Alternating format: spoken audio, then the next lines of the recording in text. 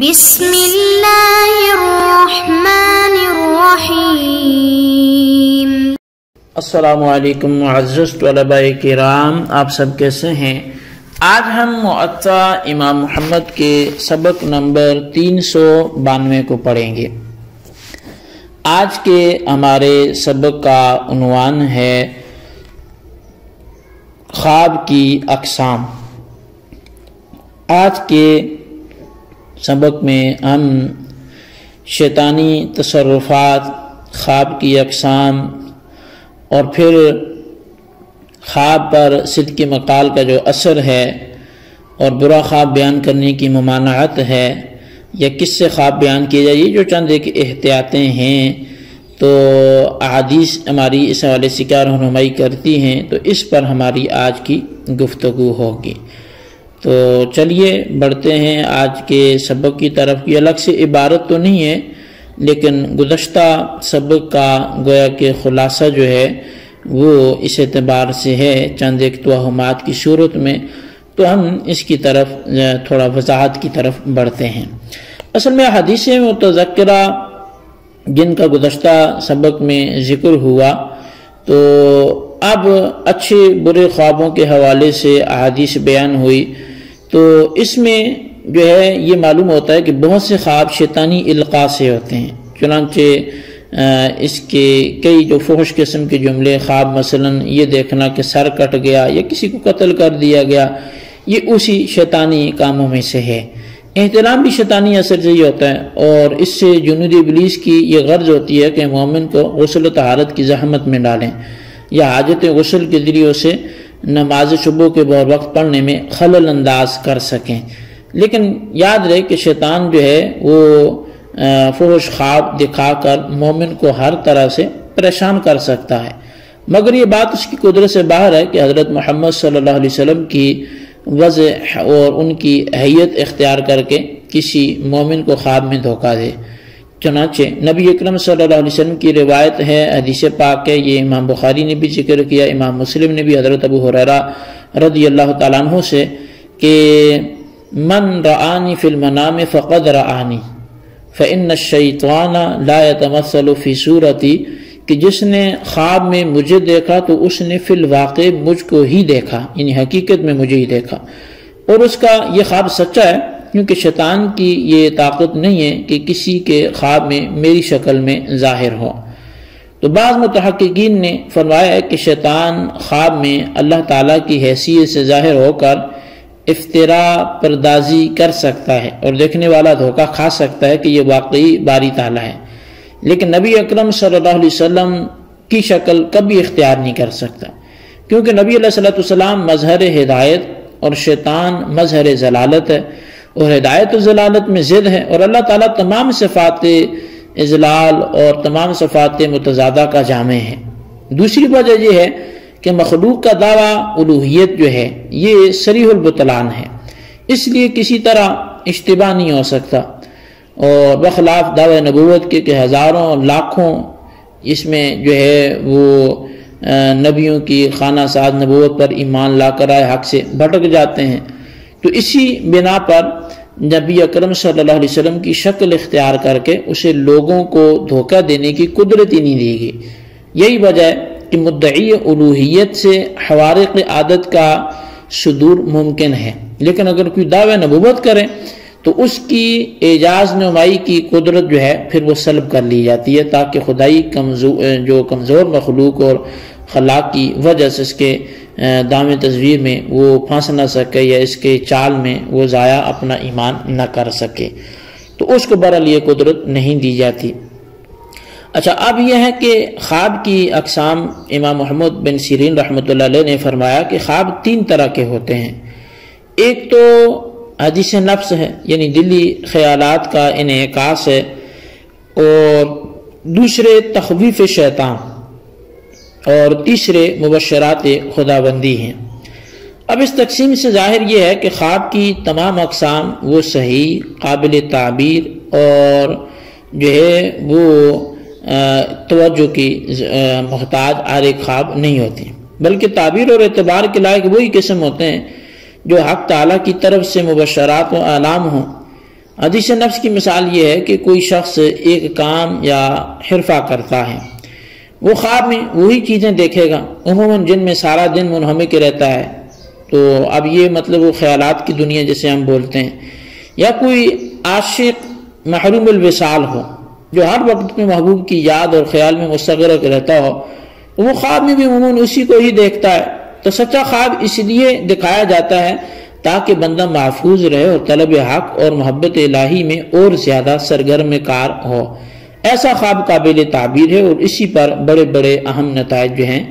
وہ مرتب ہوتے ہیں۔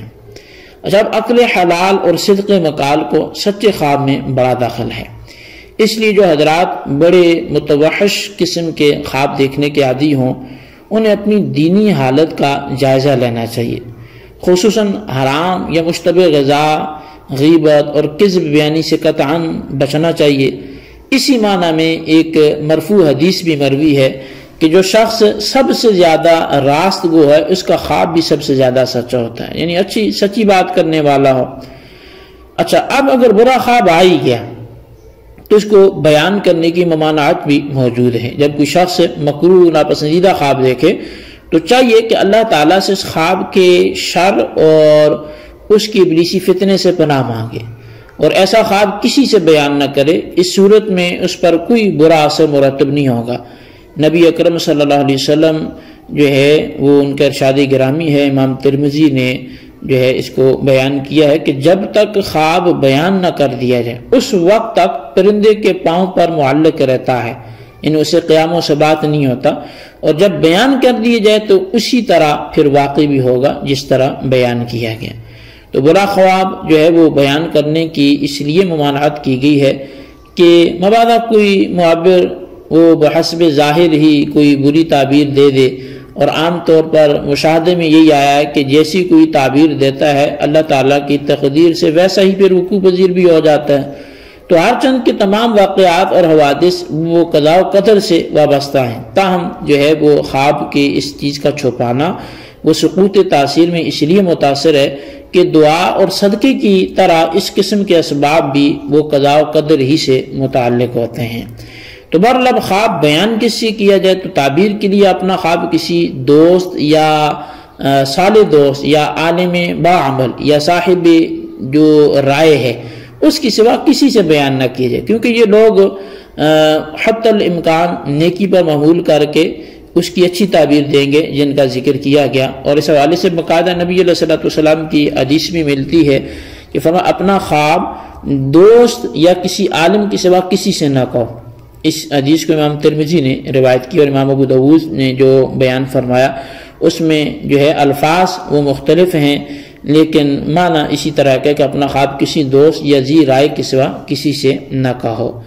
تو اب حدیث میں بھی منع کیا گیا۔ اور پھر ابو سلمہ رضی اللہ تعالیٰ عنہ کہتے ہیں، امام مسلم کی یہ حدیث پاک ہے، فرماتے ہیں کہ اگر کوئی شخص بخار دیکھے کہ میری بخار کسی کیفیت ہو جاتی تھی تو فرمایا البتہ میں چادر نہیں اوڑھتا تھا، یعنی کہ بخار دیکھنے سے میری بخار جو ہے وہ اس کی کیفیت ہو جاتی تھی لیکن میں چادر نہیں اوڑھتا تھا، یہاں تک کہ میری ابو قتادہ سے ملاقات ہوئی تو میں نے ان سے اس واقعے کا تذکرہ کیا تو انہوں نے کہا کہ میں نے رسول اللہ صلی اللہ علیہ وسلم سے سنا ہے کہ اچھا خواب اللہ کی طرف سے ہے اور برا خواب وہ شیطان کی طرف سے ہے، بس تم میں سے جب کوئی ناگوار خواب دیکھے تو وہ بائیں جانب 3 بار تھوک دے اور اس خواب کی شر سے اللہ کی پناہ مانگے، پھر وہ خواب اس کو ضرر نہیں دے گا، یعنی نقصان نہیں دے گا۔ اسی طرح حضرت ابو قتادہ رضی اللہ تعالیٰ عنہ بیان کرتے ہیں کہ رسول اللہ صلی اللہ علیہ وسلم نے فرمایا اچھا خواب اللہ کی جانب سے اور برا خواب شیطان کی جانب سے ہے، جب تم میں سے کوئی شخص ناگوار خواب دیکھے تو بائیں جانب 3 بار تھوک دے اور اس خواب کی شر سے اللہ کی پناہ مانگے، پھر اس کو اس خواب سے ضرر نہیں ہوگا۔ اسی طرح ابو سلمہ کہتے ہیں کہ میں بعض اوقات ایسے خواب دیکھا کرتا تھا جو مجھ پر پہاڑ سے زیادہ بھاری ہوتے تھے، تو اس حدیث کو سننے کے بعد پھر مجھے کسی برے خواب کی پرواہ نہیں رہی۔ اسی طرح ابو سلمہ بیان کرتے ہیں کہ بعض اوقات نے ایسے خواب دیکھتا تھا کہ میں اس سے بیمار پڑ جاتا تھا، یہاں تک کہ میری حضرت ابو قتادہ رضی اللہ تعالیٰ عنہ سے ملاقات ہوئی، انہوں نے کہا کہ میں بھی بعض اوقات خواب دیکھ کر بیمار پڑ جاتا تھا، یہاں تک کہ میں نے رسول اللہ صلی اللہ علیہ وسلم سے یہ سنا کہ اچھا خواب اللہ کی طرف سے ہوتا ہے۔ جب تم میں سے کوئی شخص پسندیدہ خواب دیکھے تو وہ خواب صرف اس شخص سے بیان کرے جو اس سے محبت کرتا ہو، اور اگر کوئی برا خواب دیکھے تو اپنی بائیں جانب 3 بار تھوک دے اور 3 بار شیطان اور اس کے شر سے اللہ کی پناہ مانگے، اور وہ خواب کسی سے بیان نہ کرے، پھر وہ خواب اس کو ضرر نہیں دے گا۔ اسی طرح حضرت ابو ہریرہ رضی اللہ تعالیٰ عنہ بیان کرتے کہ نبی پاک صلی اللہ علیہ وسلم نے فرمایا جب زمانہ قیامت کے قریب جو ہے یہ وقت ہو جائے گا تو کسی مسلمان کا خواب جھوٹا نہ ہوگا، جو شخص زیادہ سچا ہوگا اس کا خواب بھی زیادہ جو ہے وہ سچا ہوگا۔ مسلمان کا خواب نبوت کے اجزاء میں سے 45واں حصہ ہے، اور خواب کی 3 قسمیں ہیں۔ ایک صالح خواب ہے جو اللہ کی طرف سے بشارت ہے، دوسرا غمگین کرنے والا خواب ہوتا ہے جو شیطان کی طرف سے ہے، اور تیسرا وہ خواب ہے جو انسان کی خواب اور خیالات کا عکس ہے۔ اگر تم میں سے کوئی شخص ناپسندیدہ خواب دیکھے تو وہ کھڑا ہو کر نماز پڑھے اور لوگوں سے وہ خواب بیان ہی نہ کرے۔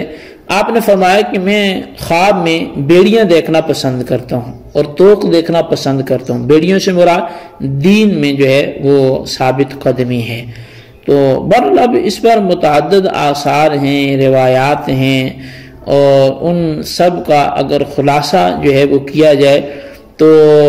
وہ یہ نکلتا ہے کہ بسا اوقات پریشان کن خواب کی وجہ سے بخار وغیرہ کوئی بھی تکلیف ہو سکتی ہے۔ اسی طرح اکثر پریشان کن خوابیں شیطان کی طرف سے ہوتی ہیں، لہٰذا فوراً 3 بار بائیں طرف تھوکے اور لا حول ولا قوت الا باللہ العلی العظیم پڑھے، اور اس پریشان کن خواب کے بارے میں کچھ نہ سوچے، نہ اسے کوئی بھی انشاءاللہ نقصان نہیں ہوگا۔ اسی طرح نیک آدمی کی خوابیں اکثر اچھی معلوم ہوتی ہیں، بد عمل لوگوں کی خوابیں اکثر پریشان کن اور بے تعلق سی ہوتی ہیں، اور پھر کچھ خوابیں ایسی بھی آتی ہیں جن کا زندگی میں واسطہ بھی نہیں پڑا، یہ سب شیطان کی طرف سے ہوتی ہیں۔ تو بہرحال بہت سے اس حوالے سے جو ہے وہ خوابیں آ سکتی ہیں، بندے کو پریشان نہیں ہونا چاہیے۔ آج کے سبق کو ہم یہ موقوف رکھتے ہیں، اللہ تعالیٰ سے دعا کرتے ہیں جو ہم نے پڑھا سنوں سے یاد رکھنے کی توفیق نصیب فرمائے، آمین بجاہ النبی الامین صلی اللہ علیہ وسلم۔